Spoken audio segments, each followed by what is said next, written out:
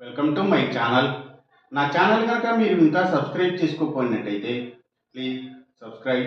ఈరోజు మనం ఈ వీడియోలో 17 సెప్టెంబర్ 2024 అంటే మంగళవారం రోజు స్టాక్ మార్కెట్ ఏ విధంగా ఉండబోతుంది అనే ప్రెడిక్షన్ వీడియోని మనం చూద్దాం.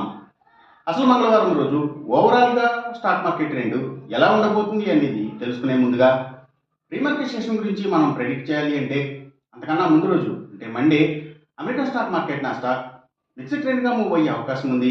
అందులో ఎక్కువగా నెగిటివ్గానే ట్రెండ్ అయ్యే అవకాశం ఉంది. అలాగే ఇక నెక్స్ట్ రోజు అంటే ట్యూస్డే మార్నింగ్ టైము ఒక పాజిటివ్ ట్రెండ్ని చూపించే అవకాశం ఉంది. ఏషియన్ మార్కెట్స్ ఒక పాజిటివ్ మూమెంట్ని చూపించే అవకాశం ఉంది. సో అలాంటి పాజిటివ్ ట్రెండ్ బిగినింగ్ మనకి దొరికిన తర్వాత మన మార్కెట్ ఓవరాల్ ట్రెండ్ మనం చూడాలి అంటే అది మిక్స్డ్ ట్రెండ్గా మూవ్ అయ్యే అవకాశం ఉంది.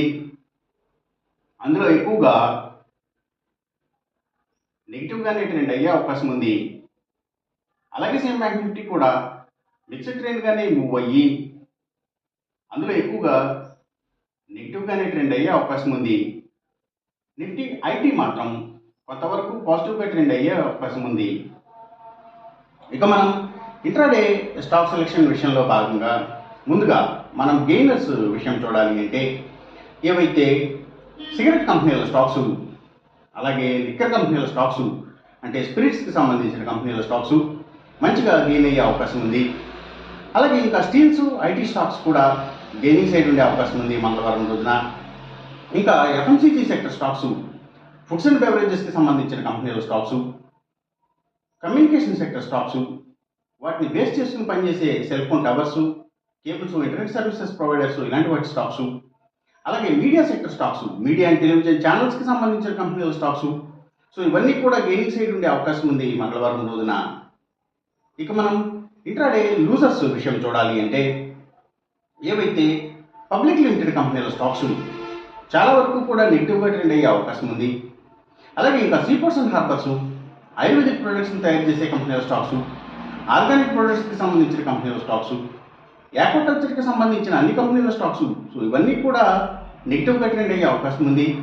అలాగే ఇంకా అగ్రికల్చర్కి రిలేటెడ్గా ఉండే అన్ని కంపెనీల స్టాక్స్ కూడా అంటే అవి సీడ్స్ కంపెనీల stocks, fertilisers and chemicals, tractors కంపెనీల స్టాక్స్. సో ఇవన్నీ కూడా నెగిటివ్గా ట్రెండ్ అయ్యే అవకాశం ఉంది. అలాగే ఇంకా ఫుట్వేర్ కంపెనీల స్టాక్స్, సర్వీసెస్కి సంబంధించిన అన్ని కంపెనీల స్టాక్స్ కూడా అంటే అవి courier services, delivery services, pharma deliveries, food deliveries, education services. So ఇలాంటి వాటి అన్ని స్టాక్స్ కూడా నెగిటివ్గా ట్రెండ్ అయ్యే అవకాశం ఉంది. అలాగే ఇంకా సోలార్ పవర్కి సంబంధించిన అన్ని కంపెనీల స్టాక్స్ కూడా నెగిటివ్గానే ట్రెండ్ అయ్యే అవకాశం ఉంది మంగళవారం రోజున. ఇక మనం ఎంసీఎక్స్ ట్రేడింగ్ విషయం చూడాలి అంటే ఏవైతే గోల్డ్ ప్రైసెస్,